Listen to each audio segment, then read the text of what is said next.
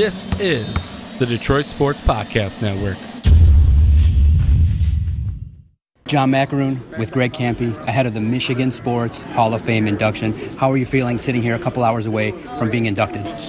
Well, John, I appreciate you being here and talking to me and everything. And, it's very a surreal thing right now, to have the attention that's being given. And I just told someone else, and I really believe that it's an accumulation of a long career at one school and a school that I got to grow with as it grew. And the program went from obscurity to what I think is a major. Well, we've had 3 NBA players in the last decade, so I think we're a major player in college basketball.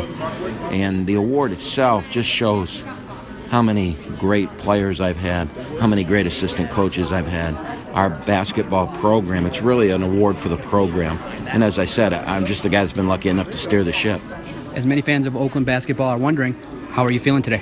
It's a tough summer, but I got through it.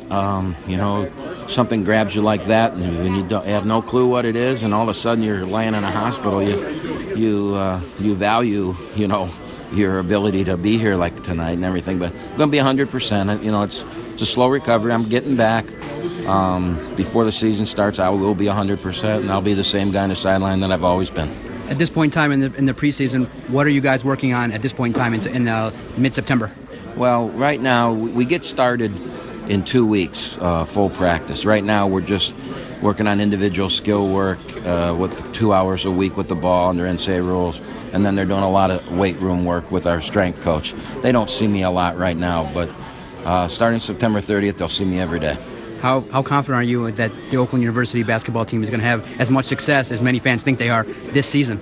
Well, I think we're not going to run away from the expectations. I mean, we won 25 games. We have almost everybody back, and we're adding a player that I think is an NBA-level player. So very high expectations. I think we'll get some preseason. I think we'll get some points in the national rankings. I think this is a team that if we do what we're capable of, could even crack the national rankings. So we have high anticipation, and we're not going to back away from it. We're going to attack it, and if it doesn't happen, then, you can look at me. But they're not going to be able to take this Hall of Fame thing away from me. That's something I'll hold on to. Oakland basketball coach Greg Campy, best of luck. Thank you. With John Jansen, Michigan Sports Hall of Fame. I'm just curious, how have you accepted the transition from playing in your ball career now to sports broadcasting? I've loved it. I did a lot of radio and a lot of TV when I was playing because I knew when I was done I wanted to stay involved in the game, and I didn't necessarily want to be a coach. The hours of a coach they're ridiculous, and with my young family I didn't want to do that. So my avenue was to get into broadcasting, and I worked with the Big Ten Network for a little while, and that was fun, but I wanted to be with Michigan football. My heart's always been in Michigan, and I get a chance to travel with the team and be around the guys, and it almost makes me feel like I'm playing again. Earlier today, ahead of the induction, you did a 4-hour radio show. 97 won the ticket. What's that like, being in a great market like Detroit, taking phone calls, talking football, talking Detroit sports, and taking phone calls from probably arguably some of the best fans in the entire world? Well, there's no question. I mean, this is a great sports town, and when I was growing up, it was the bad boys with the Pistons. It was Kurt Gibson and the Tigers winning the '84 series. The Wings have been good for so long, so it was. It's always fun because you get people that call in that have intelligent questions, and they want to have a respectable debate, and it's a lot of fun because the fans are so good. You get great involvement. What was your experience like when you got the call that they wanted you to be inducted into Michigan Sports Hall of Fame? It kind of took my breath away because offensive linemen don't get recognized, and for me to be singled out, honestly it was a little bit uncomfortable because there's a lot of guys that I played with that if they don't do their jobs and they don't play as well as they did, I'm not standing here. So I owe a lot of what I've done or accomplished to them. One Michigan ball question, a lot of heat this week regarding Wilton Spate, the quarterback. What was your take on the fans that kind of had some questions, some criticisms in the first couple games this year? I think it's a great example of how this is the ultimate team sport.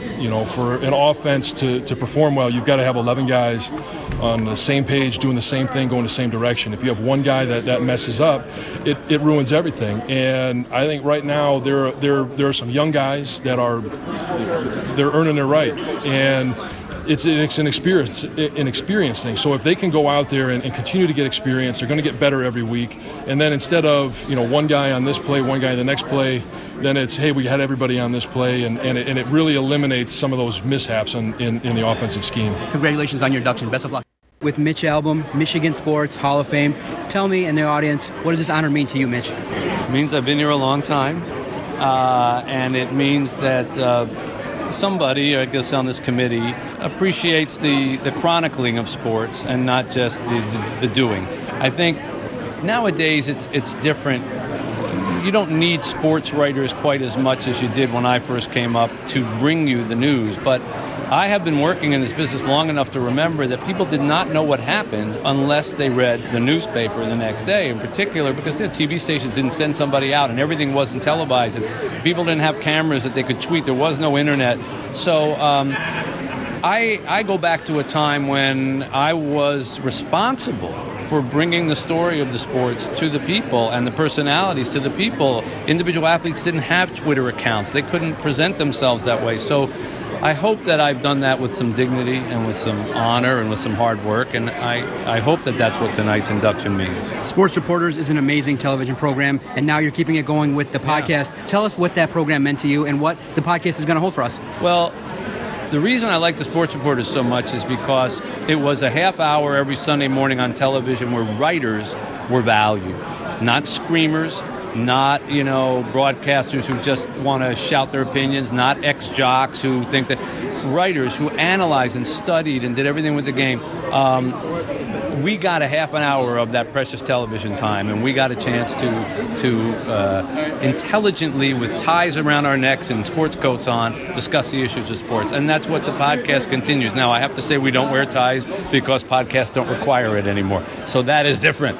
But the voices are the same. The intelligence is the same. And I think myself, Mike Ryan, and Bob Ryan were just doing a podcast, and we realized between the three of us, it was over 120 years of sports writing experience. That says something. A storied career, well documented. For those, listening in right now, what do you want them to know about Mitch Albom and his storied journalism career?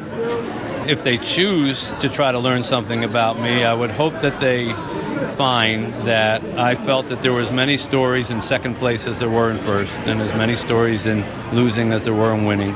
There's many stories in sports that people had never heard of than baseball or basketball or the Super Bowl. I tried to find those stories. I tried to tell those stories. I tried to show that what makes sports universal and the reason that we can all root for a sport in the Olympics that we never even heard of before, but we find out that this guy came from a little village somewhere and had to pay his own way, and all of a sudden we're rooting for him, is because it brings out that part of us that wants to see the human spirit overcome difficult odds. And that's what sports is. And if I helped capture some of that or chronicle some of that in my career, then I've done what I set out to do. Mitch Albom, Michigan Sports Hall of Famer, congratulations. Thanks very much. Thank you very much.